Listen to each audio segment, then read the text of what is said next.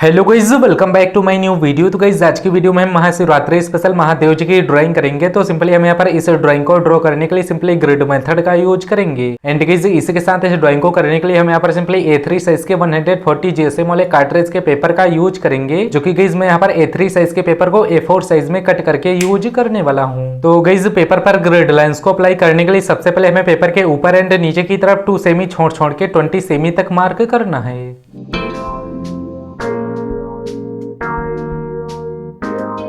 इसके बाद गाइस अब हमें सिंपली पेपर के इन दोनों साइड्स में 2 सेमी छोड़ के 28 सेमी तक मार्क कर लेना है।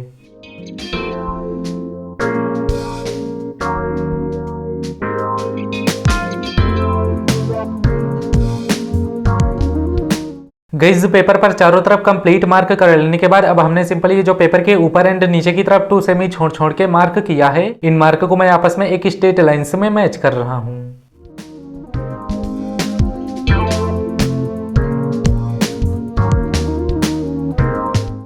पेपर पर दोनों तरफ लाइनिंग भी कंप्लीट कर लेने के बाद अब हमें सिंपली जो रेफरेंस फोटो में दोनों तरफ 1 2 3 करके नंबर दिख रहे हैं, ऐसे ही सेम नंबर अब हमें अपनी ड्राइंग शीट में भी लिख लेना है।